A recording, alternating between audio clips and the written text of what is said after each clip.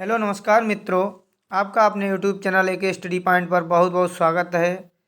हिंदी व्याकरण की श्रृंखला को आगे बढ़ाते हुए आज एक बहुत ही महत्वपूर्ण टॉपिक पढ़ेंगे जो UP triple S C exam यानी लेखपाल एग्ज़ाम, यूपी पुलिस एग्ज़ाम को देखते हुए इस टॉपिक से 1-2 नंबर ज़रूर आता है, ये तो श्योर है। तो आज हम पढ़ेंगे वाक्यांशों के लिए एक शब्द या अनेक शब्दों के लिए एक शब्द, दोनों तरीके से किताबों में मिलता है। तो जैसा कि हमने आपको बताया जो भी है, अगर आप चैनल पर नए हैं तो चैनल को सब्सक्राइब ज़रूर करें और बेल आइकन ज़रूर दबाएं ताकि आने वाले वीडियो सबसे पहले आपको मिलें। तो आइए चलते हैं अपने टॉपिक की तरफ, ज़्यादा बात ना करते हुए। ऐसा माना जाता है कि कम से कम शब्दों में, यानी वक्ता या लेखक कम से कम शब्दों में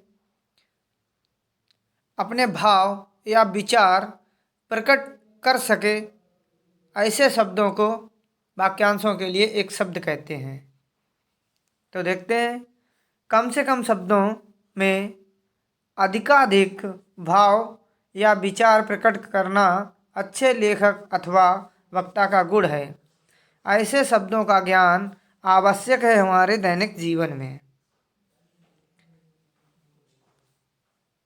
ऐसे शब्दों का ज्ञान हमारे दैनिक जीवन में आवश्यक है, क्योंकि कम शब्दों में ज़्यादा बात कही जा सकती है वाक्यांशों के लिए एक शब्द का प्रयोग करके। इस प्रकार के शब्दों की रचना उपसर्ग, प्रत्यय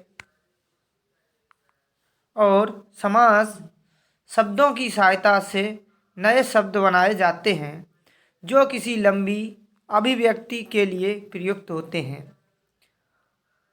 आइए अब हम पढ़ते हैं वाक्यांशों के लिए एक शब्द, यानी समय से जुड़े एक शब्द या वाक्यांशों के लिए एक शब्द।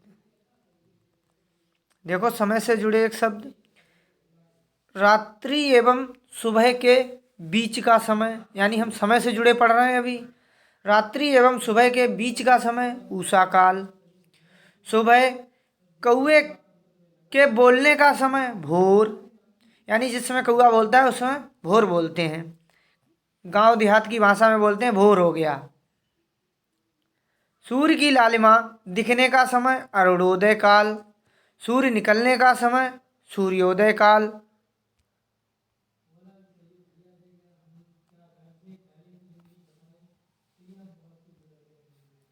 सूर्योदय से 9 बजे तक का पहर प्रातः काल। दोपहर के पहले का समय पूर्वाह्न, दोपहर का समय मध्याह्न और दोपहर के बाद का समय अपराह्न। सूर्य के अस्त होने का समय संध्या काल। संध्या व रात्रि के बीच का समय गोधूल।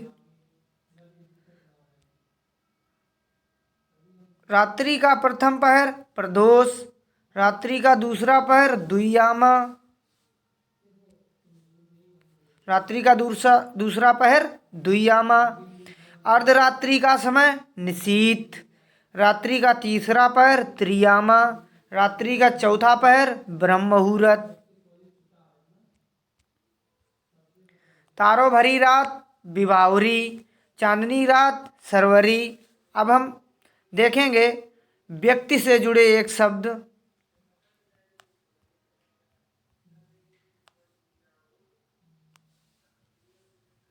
बड़े भाई से पहले छोटे भाई का विवाह अनुवेश कहलाता है।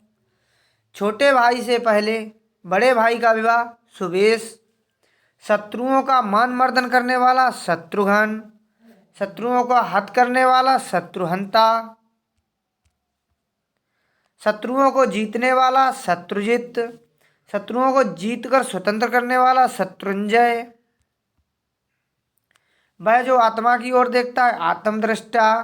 क्या होता है? आत्मा की ओर देखने वाला आत्मदृष्टा। वह जो दिव्य आंखों से देखता है वह दिव्य दृष्टा। जिसने किसी से ऋण लिया हो अधर्मण। जिसने किसी को ऋण दिया हो उत्तरमण।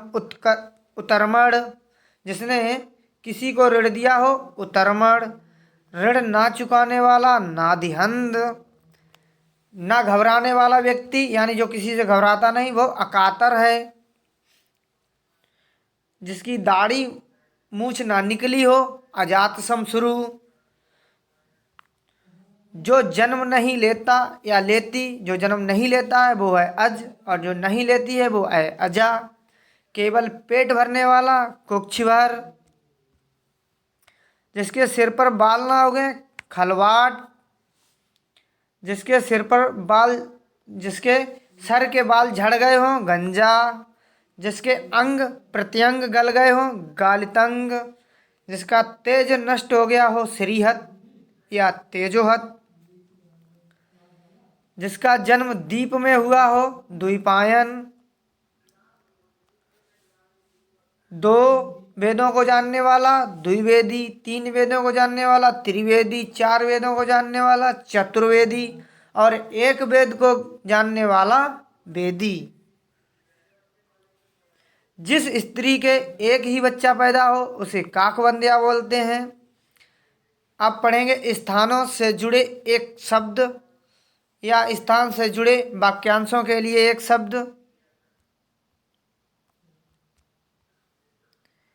पर्वत के नीचे की समतल भूमि उपत्यका, पर्वत के ऊपर की समतल भूमि आदित्यका, पर्वत के ऊपर की समतल भूमि आदित्यका, पर्वत के बीच की भूमि अपत्यका,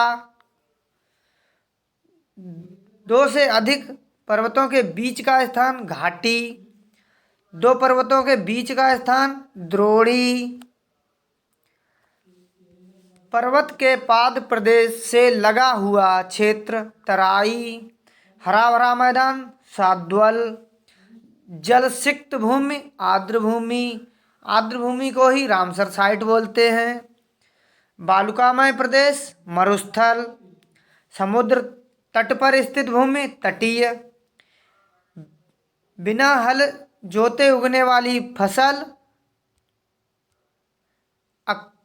अकृष्टपच्य, बिना हल जोते उगने वाली फसल आकृष्टपच्य, वह भूमि जो पहले न जोती गई हो अकृष्टपूर्वा, जो जोता बोया ना गया हो आकृष्ट, यानी कोई चीज़ जो जोती बोई ना गई हो और फिर भी उत्पन्न हो जाए उसे आकृष्ट कहते हैं।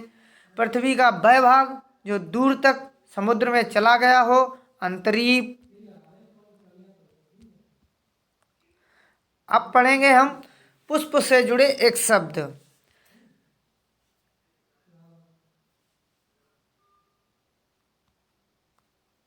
वह फूल जो खिला न हो कली, वह फूल जो खिलने जा रहा हो मुकुल, वह फूल जो आधा खिला हो अर्धनिमीलित,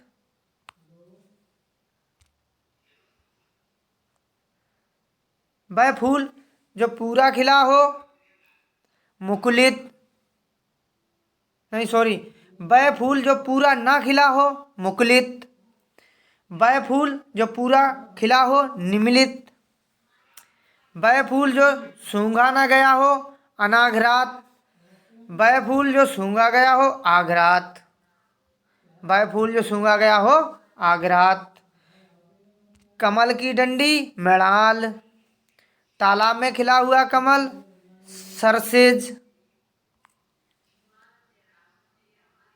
लाल कमल कोकनद, सफेद कमल पुंडरीक,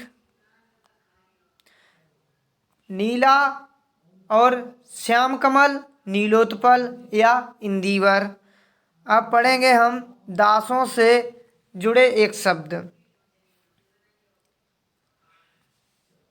अपने आप को बेचने वाला दास आत्म विक्रयी, ऋण के बदले धरोहर के रूप में रखा गया दास अहितक, दंड के परिणाम स्वरूप बनाया गया दास, यानी किसी को दंड देकर उसे दास बनाया गया है तो दंड प्रणीत, दान में प्राप्त हुआ दास लब्ध, खरीदा हुआ दास क्रीत, पैतृक संपत्ति के रूप में प्राप्त दास दयागत, घर में दासी द्वारा उत्पन्न दास गृहजात। पेट का दास यानी जो पेट के ऊपर रहता हो, मतलब किसी के घर बस पेट भरने के लिए ही रहता हो, तो वह है उदरदास। युद्ध में जीता गया दास ध्वजाहिरथ। अब हम पढ़ेंगे पुत्र से संबंधित वाक्यांशों के लिए जुड़े एक शब्द। धर्म पत्नी से उत्पन्न पुत्र औरस। उपपति या गैर पुरुष से उत्पन्न पुत्र जारज। पुत्री का पुत्र नाती या दौहित्र। पुत्र का पुत्र पौत्र। ब्राह्मण पुरुष और शूद्र स्त्री से उत्पन्न पुत्र पार्श्व। क्षत्रिय पुरुष और शूद्र स्त्री से उत्पन्न पुत्र उग्र। वैश्य पुरुष और शूद्र स्त्री से उत्पन्न पुत्र सूचिक। परित्यक्ता यानी किसी ने अपने पति को छोड़ दिया हो या उसका पति मर गया हो, विधवा द्वारा स्वेच्छा से अन्य पुरुष से विवाह करने के बाद उत्पन्न पुत्र पौनर्भव।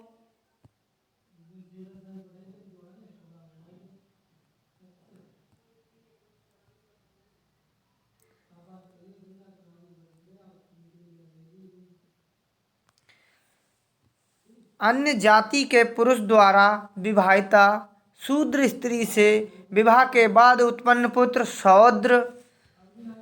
यानी अन्य जाति का पुरुष हो और विवाहिता शूद्र हो तो उससे उत्पन्न पुत्र शौद्र कहलाएगा। जाने अनजाने में गर्भिणी स्त्री से विवाहोपरांत उत्पन्न हुआ पुत्र सहोड़। यानी कोई भी लड़की या स्त्री वो जाने अनजाने में गर्भवती हो और उसके बाद उसकी शादी हो जाए, तब उसका पुत्र उत्पन्न हो तो वह सहोड़ कहलाता है। क्रय किया हुआ पुत्र कृतक। उत्तराधिकारी बनाने के उद्देश्य से गोद लिया गया पुत्र दत्तक। जैसे कि रानी लक्ष्मीबाई ने जो पुत्र लिया था उसे दत्तक पुत्र बोलते थे, उत्तराधिकार बनाने के उद्देश्य से। पुत्र गुणों से युक्त समान वर्ण के बालक को पुत्र मान ले। यानी कोई अपने समान वर्ण वाले दूसरे से पुत्र को गोद ले ले तो उसे कृत्रिम बोलते हैं। माता अथवा पिता द्वारा त्याज्य पुत्र अपविद्ध। नियोग समरक्त संबंधी से उत्पन्न पुत्र क्षेत्रज। तो मित्रों आज के लिए इतना ही। कल मिलेंगे नेक्स्ट टॉपिक के साथ।